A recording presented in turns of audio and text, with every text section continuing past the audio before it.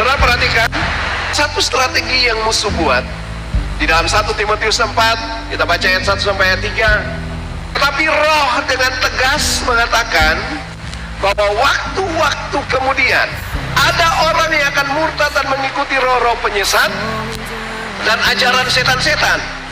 Kalau ajaran yang kami ikut, ajaran sesat dan roh setan-setan, tidak pernah diajarkan hidup clear, clean, dan pure. Amin. Dalam hal merit, many, moral, dan motif. Ini standar yang harus dibangun. Saudara pikir hal-hal rohani itu biasa saja. Saudara khotbah cuplik dari khotbah orang lain, saudara sedang pencuri. Alkitab itu mencuri firman dari temannya.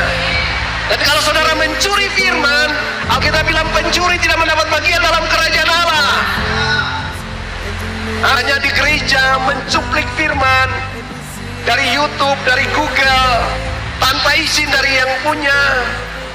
Lalu khotbahnya bersemangat, bilang ini pewahyuan. Kita banyak main sandiwara, Tuhan tahu keadaanmu. Amin. Saudara harus clear dalam hal itu. Bahkan kami pun belajar untuk tidak pakai barang-barang yang bajakan. Kalau mau jujur di hadapan Tuhan. Komputer yang kau punya, laptop yang kau punya, semua fasilitas di dalam itu beli atau bajakan. Itu hal-hal sepele. Kita harus clear di situ. Ajaran sesat yang ikuti setan-setan tidak pernah ajar seperti itu. Amin. Kita sedang membangun yang namanya kehidupan yang clear, clean, dan pure. Oleh tipu daya pendusta-pendusta yang hati nuraninya memakai cap mereka. Ayat 3, mereka itu melarang orang kawin, melarang orang makan makanan yang diciptakan Allah, supaya dengan mengucap syukur dimakan oleh orang-orang yang percaya dan yang mengenal kebenaran. Yang pertama ini bicara melarang orang kawin. Ini bukan bicara sudah kau jomblo saja sampai tua. Dengar, ajaran setan-setan yang sedang terjadi hari-hari ini, melarang orang kawin itu apa? Melarang orang untuk punya covenant. Bahkan di mana-mana, ayo kita kumpul kebo saja ya, jangan melalui ikat janji ya. Itu yang sedang musuh kerjakan hari-hari ini. Dan saudara tahu bagaimana itu juga bekerja dalam gereja. Sudah, kau ibadah saja. Panggil kau bapak pendeta tuh om saja. Jangan panggil dia bapak. Ya kan? Kau punya bapak rohani itu. Apalagi kalau ini pendeta ya, bapak rohani itu harus pemimpin organisasi. Itu bukan bapak rohani, itu bapak organisasi. Ini teologi dari mana? Yang namanya bapak rohani itu tangan Tuhan yang ambil dan mempertemukan. Bapak jasmani saja saudara tidak bisa pilih, apalagi bapak rohani. Bapak jasmani itu bertanggung jawab cuma selama ada di bumi. Tapi bapak rohani itu bertanggung jawab di bumi dan di surga. Amin. Jadi jangan kau mengakui semua bapak rohani.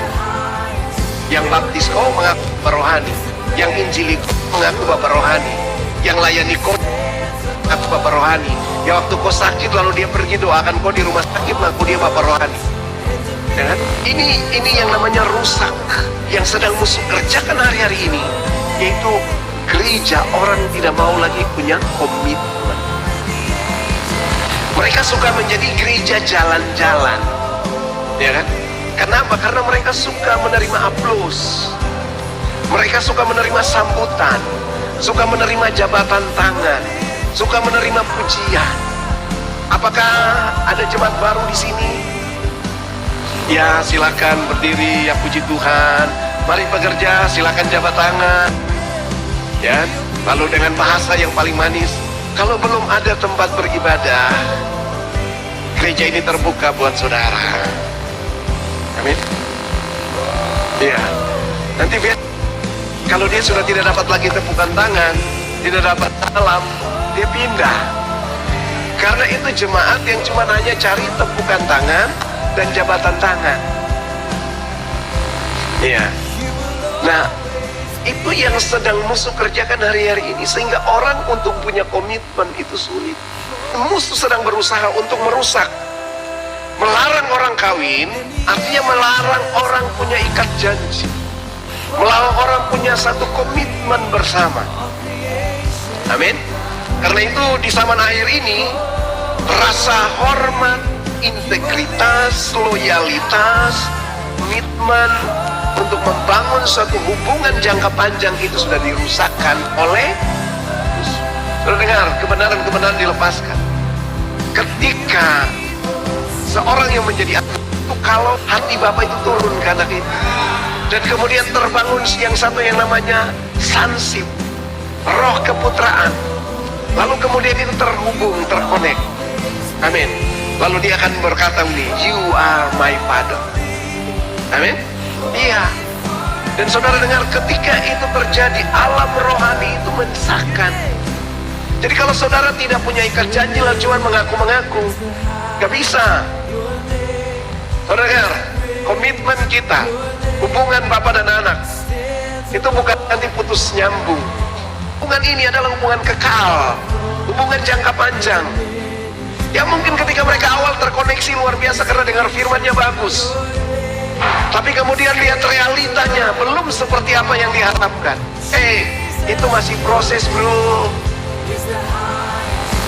Proses, itu masih proses.